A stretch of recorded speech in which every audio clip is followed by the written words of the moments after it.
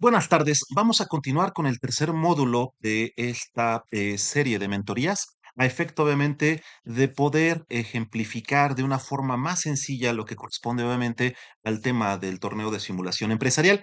Y en este punto vamos a revisar los apartados de producción, investigación, desarrollo y logística desde el punto de vista de su impacto directo hacia lo que es el retorno total al accionista.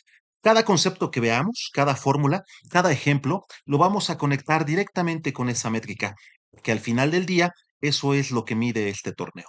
Así que vamos a iniciar. Bien, en primer lugar, este módulo tiene un papel muy específico dentro de la estrategia de la empresa. Es el pivote central que conecta todo lo que aprendimos sobre demanda con todo lo que se necesita saber sobre costos y márgenes.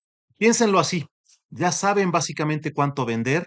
Ahora lo que necesitamos identificar es cómo fabricarlo al menor costo posible, cuánto invertir en capacidad, cómo innovar sin destruir valor y a qué mercado enviar primero cuando no alcanza para todos. Vamos a iniciar. Lo que vamos a cubrir en este módulo es básicamente cuatro bloques. El primero, costos de producción. Vamos a entender por qué el costo unitario no es un número fijo y cómo dos conceptos, la función en U y la curva de aprendizaje, pueden darnos una ventaja de costo estructural frente a nuestros rivales. El segundo es la inversión directa en fábricas. ¿Cuándo tiene sentido construir una nueva fábrica? ¿Cómo calcular si esa inversión realmente genera valor? ¿Qué señales debemos de leer para tomar esa decisión con anticipación? El tercero es investigación y desarrollo estratégico, la diferencia entre desarrollar tecnología propia y comprar una licencia. ¿Cómo calcular cuántas unidades necesitamos vender para recuperar lo que invertimos? ¿Y cuándo la velocidad vale más que el ahorro? El cuarto es logística inteligente. ¿Cómo decidir básicamente a qué mercado enviamos primero cuando tenemos escasez de producto? Y cómo los costos de transporte y los aranceles cambian completamente nuestras prioridades. Todos estos temas, como veremos, terminan impactando directamente al TSR. Vamos al primero de ellos. Antes de entrar a los temas operativos, quiero que tengamos muy claro qué estamos tratando de maximizar, porque eso va a darle sentido a todo lo demás. El TSR, o lo que corresponde al retorno total al accionista, se calcula así: es el cambio en el precio de su acción más los dividendos que se reparten. Es la métrica más usada en los torneos de simulación porque captura tanto el desempeño de lo que corresponde en este caso a corto plazo como la expectativa de largo plazo del mercado sobre nuestra empresa. Ahora bien, la cadena que aparece en pantalla, costos bajos, que dirige directamente al margen alto, a un EBIT creciente, a un EPS mayor, directamente genera un TSR positivo. Cada eslabón, como pueden darse cuenta, depende directamente del anterior.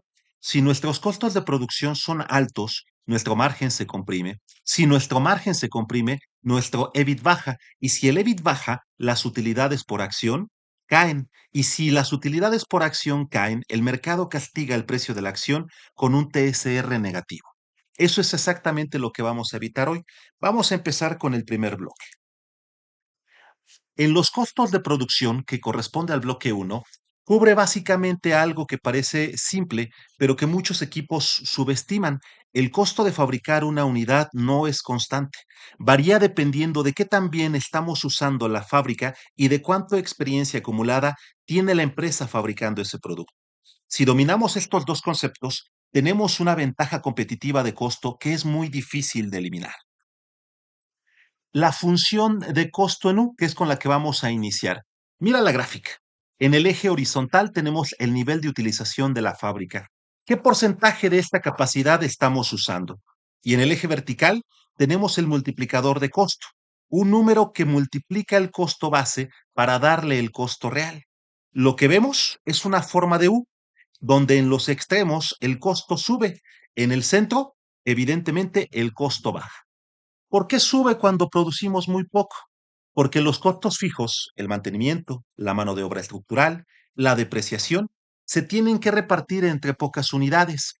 Si tenemos una fábrica con capacidad para cubrir 1000 unidades y solo producimos 200, los costos fijos se dividen entre 200. Eso dispara el costo por unidad. ¿Y por qué sube cuando producimos demasiado? Por encima del 95%. ¿Por qué empiezan los cuellos de botella? El tiempo extra, las ineficiencias, las máquinas se estresan, los errores aumentan, básicamente la productividad baja. El punto óptimo, como podemos darnos cuenta, está entre el 70 y el 85% de utilización. Ahí, el multiplicador cae aproximadamente a 0,94. Es decir, el costo base se reduce en un 6% solo por operar en el rango correcto. ¿Cómo se conecta eso con el TCR? Muy directo. Si operamos al 50% en lugar del 80%, el costo unitario es un 13% más alto. En millones de unidades vendidas, esa diferencia se convierte directamente en decenas de millones de dólares de margen perdido. Menos margen, menos EBIT. Menos EPS, precio de acción más baja. La regla es sencilla. Hay que mantener la utilización entre el 70 y 85%. No más, no menos. Ahora bien, el segundo concepto de este bloque es, en mi opinión, el más poderoso y el más subestimado, la curva de aprendizaje. La idea básicamente es la siguiente. Cuanto más se produce por parte de una empresa con base en una tecnología específica de forma acumulada y a lo largo de toda su historia, más eficiente se vuelve y menor es el costo por unidad. Para que lo entiendan, de forma intuitiva, piensen por ejemplo, cuando aprenden a tocar guitarra. La primera vez que intentan un acorde tardan alrededor de 30 segundos y les sale mal. Regularmente la práctica genera evidentemente un expertise. Al mes lo hacen básicamente en 3 segundos. Al año sus dedos generan memoria muscular y evidentemente se genera el acorde de una forma directa y sin pensar. El esfuerzo baja dramáticamente con la práctica acumulada.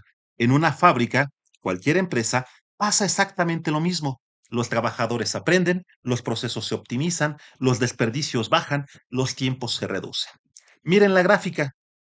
Para la tecnología 1 fabricada en Estados Unidos, el costo empieza en $68 por unidad, pero cuando llevamos básicamente a 40,000 unidades acumuladas, el costo baja directamente a $30. $38 de ventaja por unidad, solo por haber producido más tiempo. Ahora, hay dos reglas críticas sobre esta curva que debemos de memorizar. La primera, la curva es global. No importa en qué región se produzca. Si llevamos 3 rondas produciendo tecnología 1 en Estados Unidos y luego movemos esa producción en Asia, la curva no se reinicia. El conocimiento acumulado viaja con la empresa. La segunda regla, si abandonamos una tecnología y luego regresamos, perdemos toda la posición ganada. El costo sube dramáticamente al reiniciar. Por eso no se abandona una tecnología sin una razón estratégica muy sólida. La implicación para el TSR es clara. El equipo que lleva más rondas produciendo la misma tecnología tiene una ventaja de costo estructural que sus rivales tardan muchas rondas en eliminar. Eso directamente se traduce en márgenes más altos, en un EBIT más alto, en un EPS más alto y obviamente un precio de acción más alto. Ahora conectemos todo esto en el costo unitario total, que vamos a llamar CUT. La fórmula directamente es CUT igual a costo base más características, directamente multiplicado por el costo por características más el transporte más el arancel. Hay 4 componentes y lo importante es que cada uno varía por destino. Así que el costo real de una unidad vendida en Europa no es el mismo que el de una unidad vendida en Asia, aunque las dos vengan directamente de la misma fábrica. Veamos el ejemplo. Tenemos tecnología una fabricada en Estados Unidos. El costo base, ya con curva de aprendizaje avanzada, es de $88.50. Ofrecemos 5 características a $12 cada una, lo que suma $60 igual para todos los destinos. Hasta aquí, 148.50 para todos. Ahora vienen las diferencias. Para el mercado local en Estados Unidos, el transporte es cero.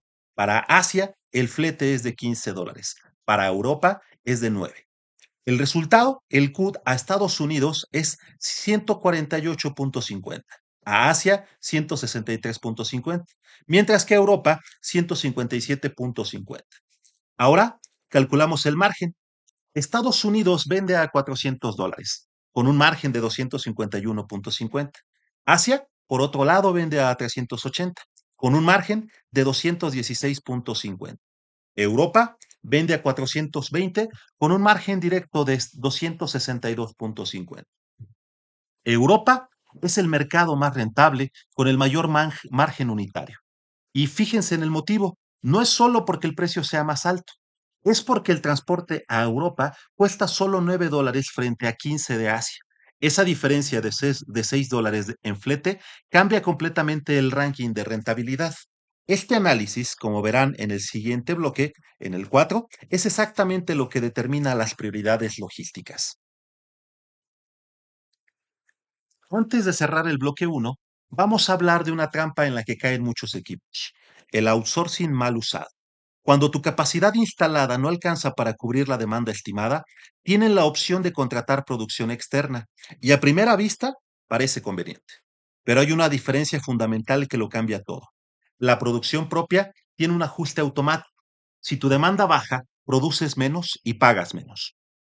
La producción contratada no tiene ajuste. Si contratas 500,000 unidades y la demanda real resulta ser 400,000, pagas las 500,000. Es un compromiso irrevocable. Además, la producción contratada no genera una curva de aprendizaje.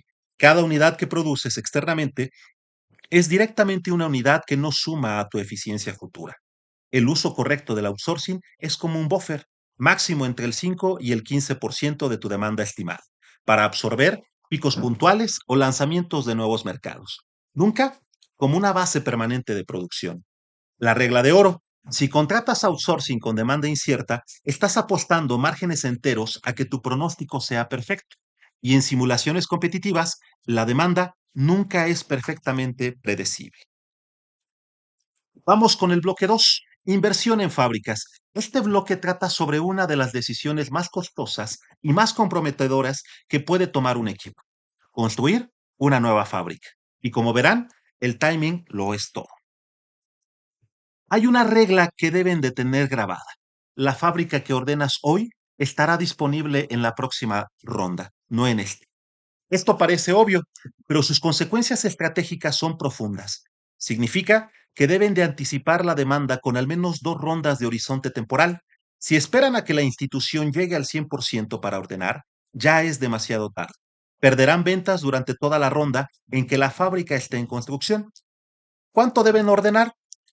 Cuando ven utilización sostenida por encima del 90% durante 2 rondas consecutivas, o cuando tu proyección de demanda supera tu capacidad disponible en la ronda siguiente o hasta la próxima. ¿Cuándo no se deben de ordenar? Cuando el ROI estimado de la fábrica es menor que su costo de capital, es decir, el WACC, que típicamente ronda el 10%, o cuando la demanda proyectada es incierta o está desacelerando. Estas señales están en la pantalla. Deben de leerse cada ronda. No tomen esta decisión por intuición.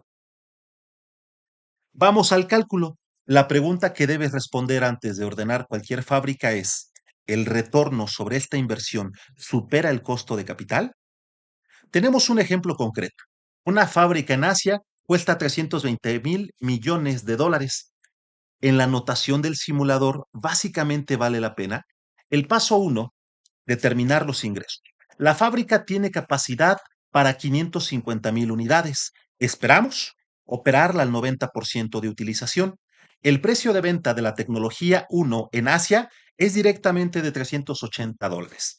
Entonces, 550,000 unidades por 90% por 380 es directamente igual a 188,100 miles de dólares de ingresos anuales.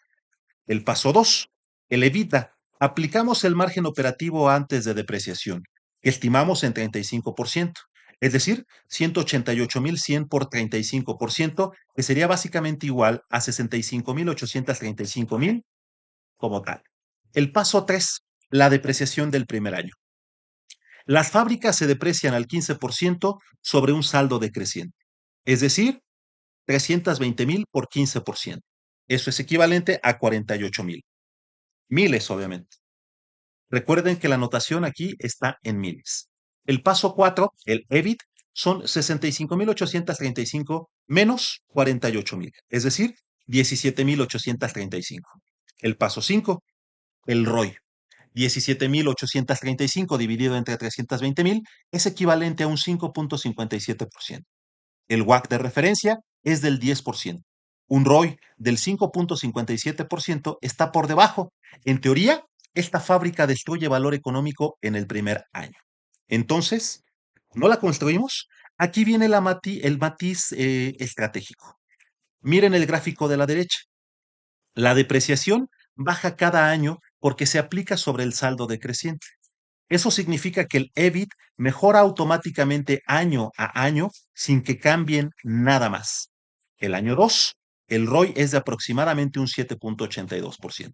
Y para el año 3 es un ROI aproximado de 9.74%, casi el WACC. Si tenemos 3 o más rondas restantes, el ROI acumulado va a superar el WACC. Si solo nos quedan una o dos rondas, la fábrica no recupera la inversión.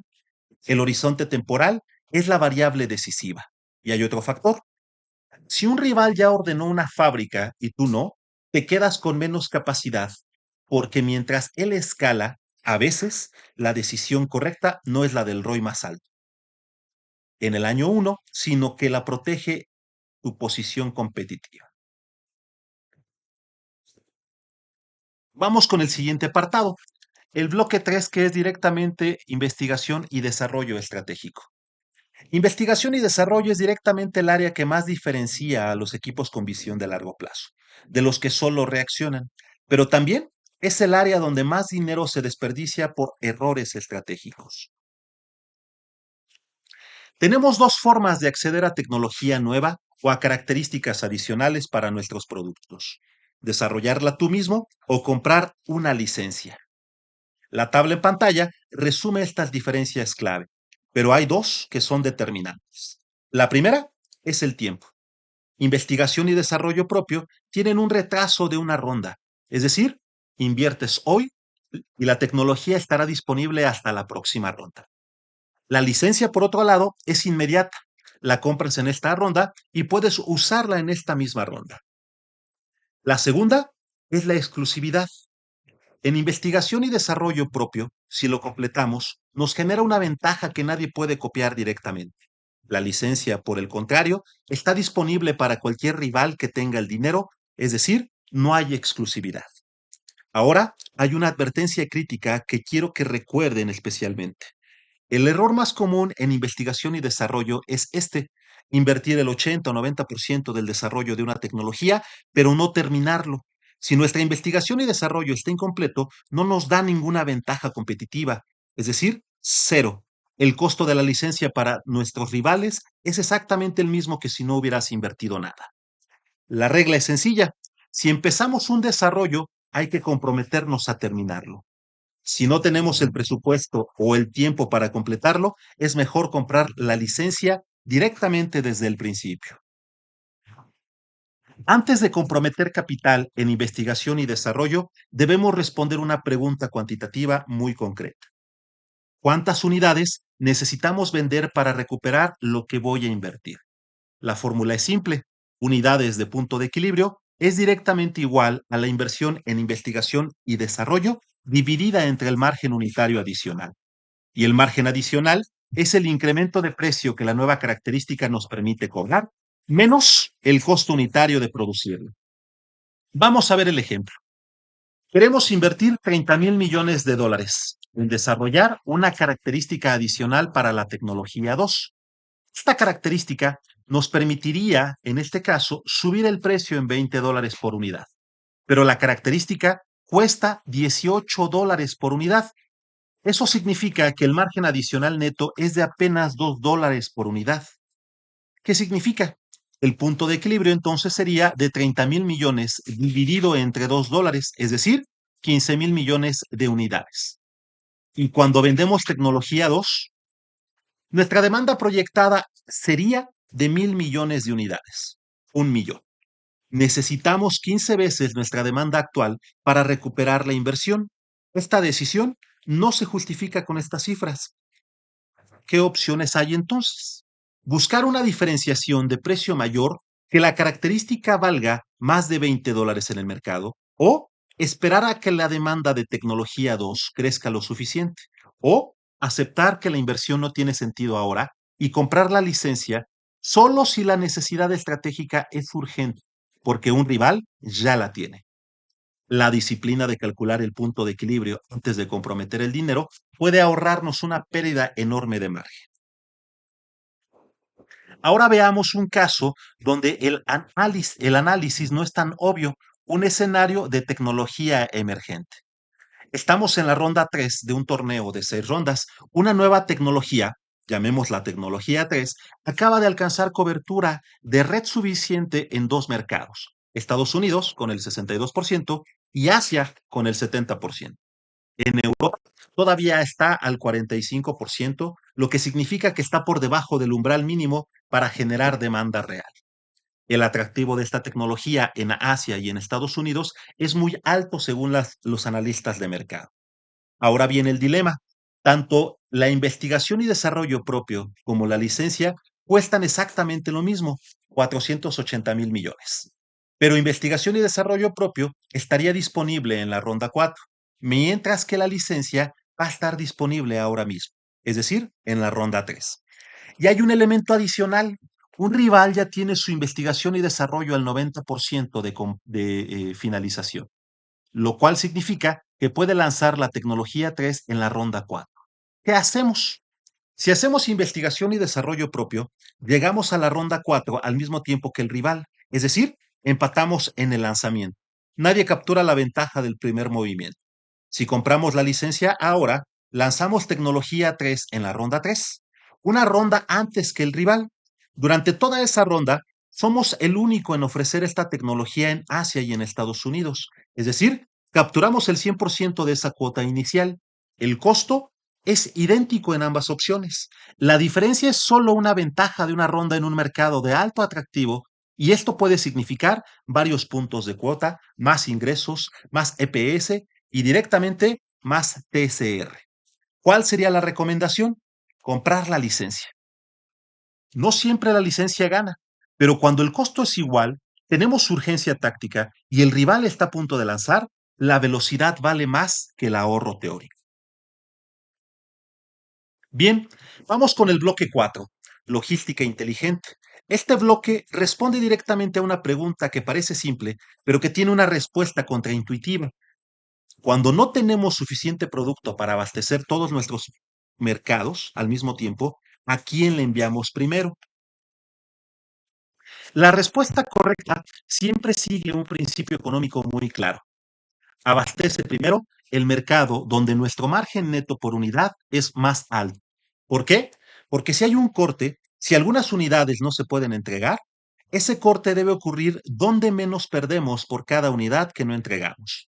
La fórmula de decisión es prioridad número uno, es el mercado con mayor diferencia entre precio de venta y costo unitario total. Usemos los números del bloque uno. Tenemos tecnología uno fabricada en Estados Unidos. Europa, un precio de 220, de 157.50, un margen neto de $262.50. La primera prioridad, abastecer completo. Estados Unidos, un precio de 400, un CUT de 148.50, un margen neto de 251.50. Segunda prioridad, Asia, un precio de 300, un CUT de 163.50, un margen neto de 216.50. Es nuestra tercera prioridad y si hay escasez, el corte ocurre aquí. Ahora fíjense en el mercado, en el impacto numérico. Imaginemos que tenemos 5 millones de unidades disponibles, pero la demanda total es 5 millones y medio. Hay un corte de 500.000 unidades. Si ese corte ocurre en Asia, perdemos 500.000 unidades por 216.50. Eso significa 108.250 millones de dólares de margen. Si en cambio el corte hubiera ocurrido en Europa, perderíamos 500.000 por 262.50, lo cual significa 131.250 millones. La diferencia directamente es de 23.000 millones de dólares de margen solo para haber configurado bien las prioridades logísticas. Eso es enorme y es una decisión que tarda menos de un minuto en configurar si tenemos los números claros. Para cerrar el bloque de logística, hablemos de los costes de transporte y aranceles, porque son los que determinan directamente el CUT por destino y por lo tanto las prioridades que acabamos de calcular. Miren la matriz en pantalla. Cada celda muestra el costo de transporte en dólares por unidad para cada ruta de origen a destino. Desde Estados Unidos al mercado local, 0. A Asia, $15. A Europa, $9. Desde Asia al mercado local, 0. A Europa, 5. A Estados Unidos, $15. Aquí hay una asimetría estratégica muy importante. Asia tiene una ventaja logística hacia Europa de $4 por unidad frente a Estados Unidos de 5 contra 9. Para grandes volúmenes exportados a Europa, puede convenir producir en Asia, aunque el costo base sea similar. Ahora, sobre los aranceles, hay dos tipos. El arancel específico es un cargo fijo en dólares por unidad, por ejemplo, $8 para la ruta de Estados Unidos a Asia. El arancel ad valorem es un porcentaje sobre el precio de transferencia. Si es el 5% y el precio es $150, el arancel sería de 7.5 por unidad. Ambos se suman al CUT y los aranceles cambian cada ronda en función de los eventos del entorno. Por eso, debemos revisar las condiciones al inicio de cada ronda antes de definir nuestras prioridades logísticas. Una última implicación estratégica. Si un arancel sube para la ruta de Estados Unidos a Asia, la producción en Asia se vuelve aún más atractiva porque produce localmente. Y eso elimina tanto el flete como el arancel. Esa señal puede justificar una nueva fábrica en Asia con un ROI positivo a mediano plazo. Llegamos directamente al cierre de este módulo. Antes de repasar los aprendizajes del mismo, quiero que tengamos claro lo que se logró básicamente revisar el día de hoy. Hemos cubierto 4 bloques que vistos por separado parecen técnicos y algo áridos al respecto, pero vistos juntos son la arquitectura operativa de una empresa competitiva. Cada decisión que tomamos en producción, en fábricas, en investigación y desarrollo y en logística tiene un impacto directo y medible en el TSR. Bien, quiero cerrar con 7 reglas de oro. Estas son las ideas que más quiero que te lleves de este video. La número 1, operar al 70 u 85% de utilización, por encima o por debajo. El multiplicador básicamente del costo va a subir y nuestro margen bruto se comprime. El impacto en el TCR es directamente un margen bruto más alto.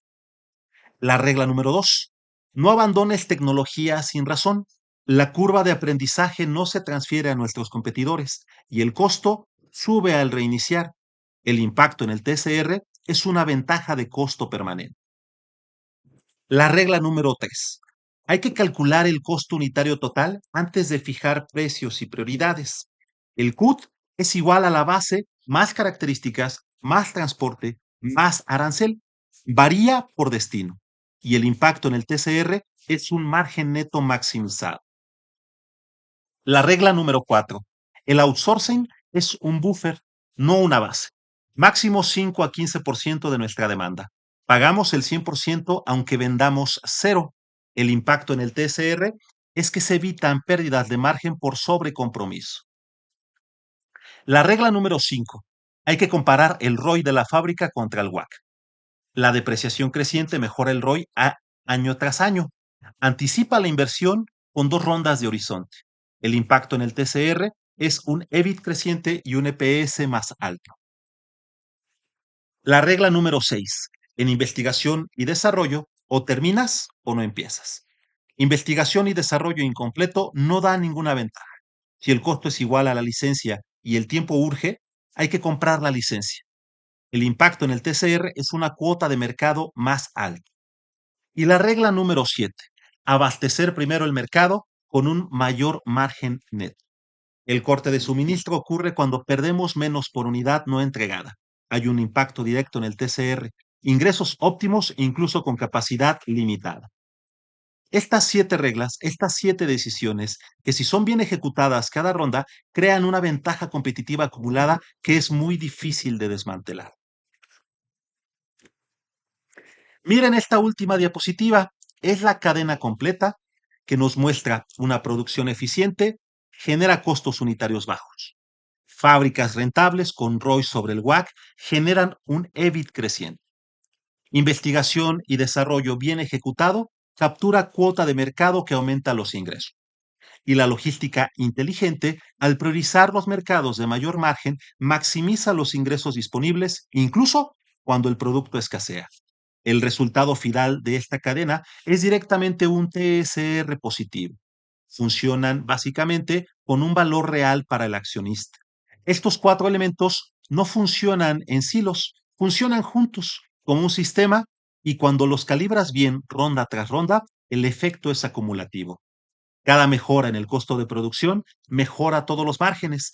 Cada fábrica bien decidida mejora la capacidad futura. Cada inversión en investigación y desarrollo correctamente justificada abre mercados que antes no existían. Y cada decisión logística bien tomada protege el margen cuando la demanda supera a la oferta. Para cerrar, les dejo con esta idea. Producción eficiente, más investigación y desarrollo estratégico, más logística inteligente, es directamente igual a ventaja competitiva real. No es una fórmula de cajón, es lo que separa ronda a ronda a los equipos que ganan de los que aprenden viendo perder. Y hasta aquí llegaríamos básicamente al final de este módulo como tal. Bien, yo me despido, les deseo una excelente tarde y cualquier duda de los ejemplos numéricos o de lo que tiene que ver básicamente con la temática, quedo a sus órdenes y nos vemos más tarde. Cuídense mucho, hasta luego.